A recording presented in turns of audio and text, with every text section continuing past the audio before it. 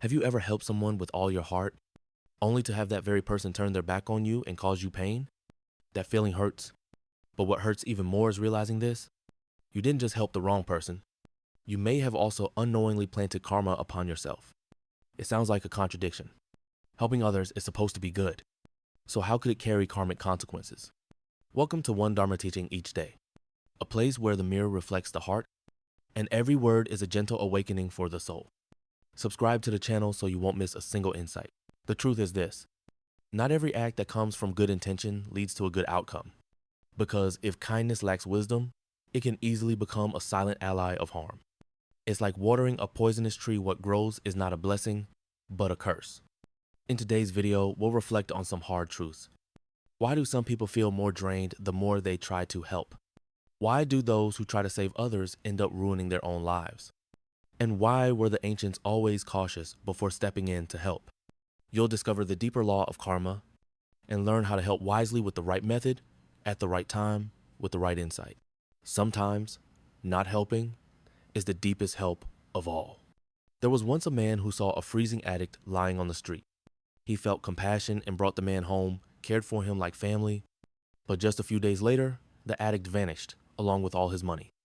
What he lost wasn't just material, it was his faith in kindness. Sound familiar?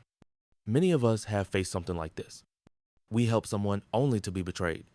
We give with a good heart only to be turned against. Why does this happen?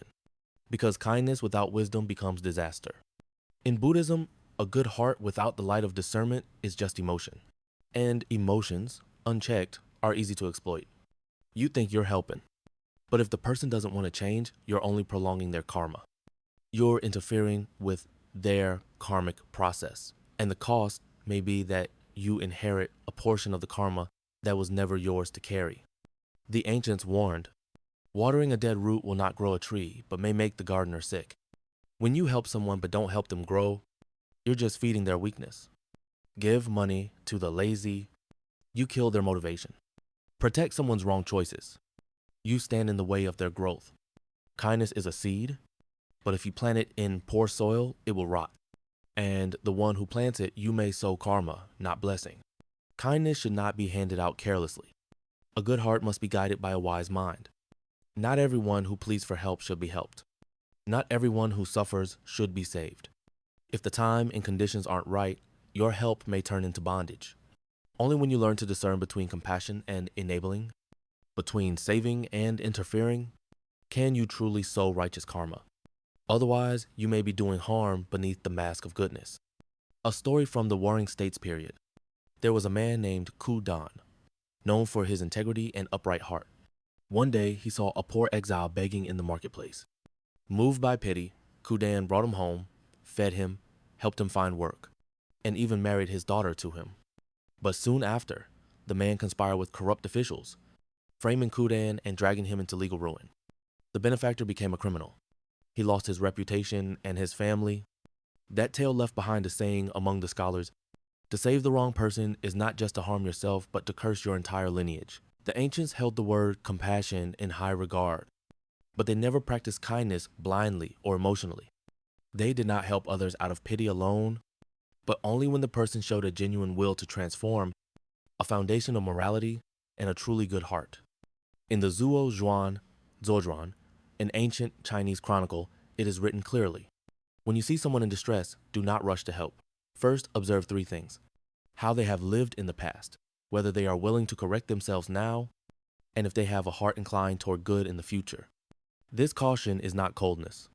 It is wisdom, because helping the wrong person means feeding evil under the guise of kindness. A general who chooses the wrong ally will bring ruin to the nation. A magistrate who shelters the wicked will turn a whole province into chaos. A parent who indulges a wayward child will cause future generations to suffer. Helping others is like prescribing medicine. It must be to the right person, at the right time, under the right conditions. Help the wrong person, you lose your wealth. Help at the wrong time, you steal their life lesson. Help outside of karmic timing, you entangle yourself in their fate. The ancients taught, compassion without wisdom is like handing a sharp sword to a blind man. So don't let your kindness become a tool that supports wrongdoing. And don't assume that refusing to help is unkind Sometimes silence is wisdom.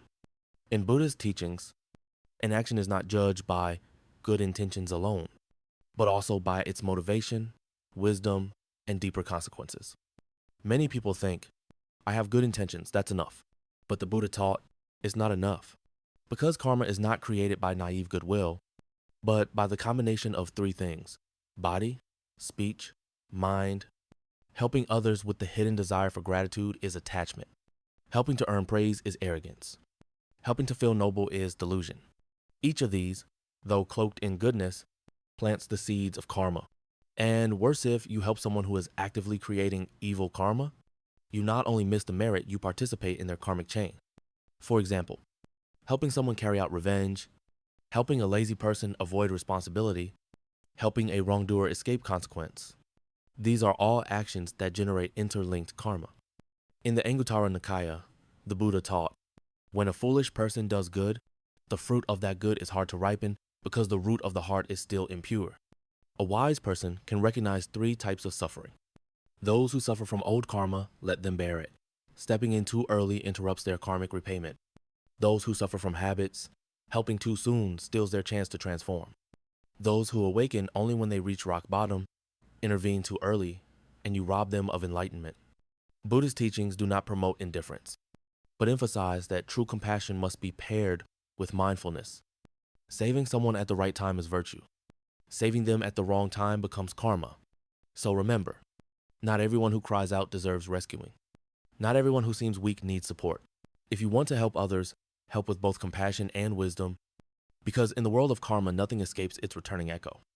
And sometimes, blind compassion becomes the very cause of prolonged suffering. Modern society creates a subtle pressure. You must be a good person. From fairy tales to social media, we are taught that helping others is a moral obligation, that seeing someone suffer and doing nothing is heartless. As a result, many people offer help automatically without pausing to consider, who is this person? What is their situation? Do they truly want help, or are they simply crying out? Some people help out of fear of being judged, fear of being called selfish. Others help to feel important, to become the kind soul in a chaotic world. And some help simply because they feel lonely, hoping that kindness will earn them affection, recognition, or gratitude. All these motivations stem from one root: inner instability. When your internal state is unsteady, you are easily manipulated by society's image of the ideal good person. Many people have become victims of their own kindness. They tried to help someone addicted and were harmed. They lent money and lost a friendship. They defended someone and got caught in a mess that was never theirs to carry. The trap is this: you think you're doing the right thing, but in reality, you're only trying to manage your own emotions, not truly solving the suffering of the other. In today's world, we also see a new kind of false savior. People obsessed with helping others as a way to heal their own psychological wounds. They believe they're giving, but in truth, they're pleading for validation, a cry for self-worth. That's why in an age full of noise and confusion, the truly wise are those who observe, who stay grounded, and who know when to say no. Not because they are cold, but because they are awake enough not to be swept away by misguided emotion. Helping others is beautiful, but only when done with a clear heart and a wise mind does it truly hold value. Otherwise, helping the wrong person at the wrong time only drags you into suffering dressed up as goodness. The name for that is foolish compassion. One of the most essential aspects of wisdom in doing good is knowing when to step back. Not everyone who suffers needs saving. Not everyone who cries for help truly wants to change. Sometimes, not helping is the greatest gift you can give someone, because only in solitude can they truly turn inward. Here are some clear signs that you should not help, at least not yet. They show no intention of changing themselves. Those who truly wish to transform will take action, not just complain. They constantly blame others and refuse accountability. If someone keeps telling the same story, pointing fingers at everyone but themselves, it's a sign they're not ready to leave suffering behind. Helping them now will only feed their dependence and stagnation. They repeat the same mistakes. If you've helped someone many times and they keep returning to their old patterns, this is no longer misfortunite, it's karma. Continuing to help them means resisting the lesson they need to learn and prolonging their blindness. They leave you feeling drained, discouraged, or emotionally depleted. If someone consistently exhausts your energy and disrupts your inner peace, it may be a sign that your compassion is being exploited. Helping others while you yourself fall into decline is not noble sacrifice. It is a mistaken offering. They require you to compromise your personal values just to maintain the relationship. If you must shrink yourself, suppress your truth, or pretend to avoid hurting them, you're paying too high a price. In that case, helping only creates emotional dependence and personal harm. You're helping just because you feel like you have to, not because you truly want to. If your help comes from anxiety, guilt, or obligation, then it's not true compassion, it's karma in the making. Remember, saying no is not heartlessness. It is respecting another person's awakening process, and it is protecting the light within your own heart. Helping others is both an art and a deep wisdom. Not everyone who is in trouble should be rescued. Not everyone who appears weak should be supported. So how do we help the right person and sow the right karma? Here are key principles to discern right help from harmful help. 1. Observe before intervening. The wise do not act on impulse. They pause and observe carefully. Is this person truly in need or just avoiding their life lessons? Acting too quickly binds you to karmic entanglements not yours to carry. The more urgent your reaction, the more likely it is emotional and unwise. 2. They show responsibility for their own life. The first sign that someone deserves help is that they're trying to help themselves. If all they do is complain, blame others, and avoid action, it's not yet time to step in. Helping them now would only disrupt their karmic process. 3. They express gratitude entitlement. Gratitude is a sign of virtue. Those who receive help as a blessing, not a right, are worthy of support. But people who demand, guilt trip, or manipulate emotionally are not ready. They haven't yet learned humility. 4. You help with a clear heart, free from attachment. If you give without needing thanks, praise, or recognition, you're planting a pure seed of merit. But if you help to feel noble or to be admired, you're creating ego-based karma instead. 5. Help at the right time when both of you are ready. Helping before the right time may become a karmic trap. If the other person's heart isn't open, the more you try, the more you'll suffer. Help at the right time with the right energy is how true blessings are born. Helping others the right way is a spiritual test, and also an opportunity to practice your own path with wisdom. We live in a time where kindness is precious, but also easily exploited. Some people help and get hurt.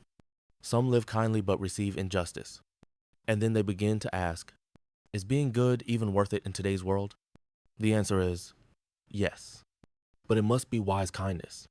Doing good is not just about jumping in whenever someone suffers. It is a deep process of observing, understanding, and acting mindfully. Like a gardener, you don't plant a seed just because there's soil.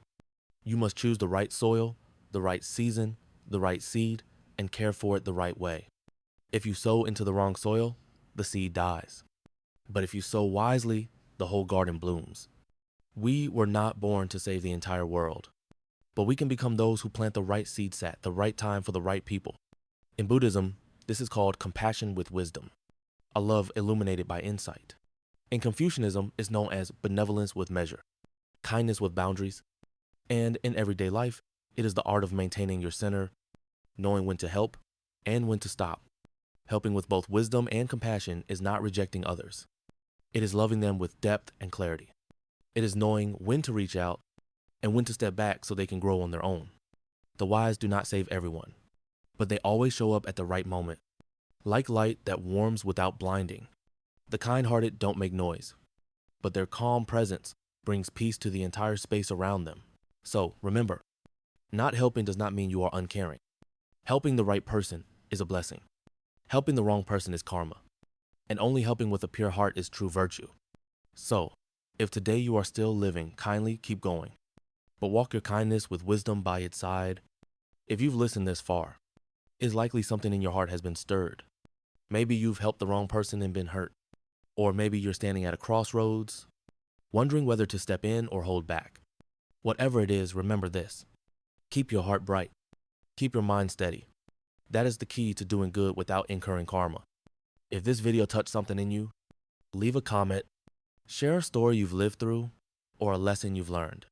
You never know, your story may awaken someone else. If you found this video valuable, Please like, share, and subscribe to One Dharma Teaching each day so we can keep spreading wisdom, compassion, and freedom from the traps of misguided kindness. We may not change the world with words, but we can soften the world with the light of a heart that has awakened. Thank you for listening. See you in the next video.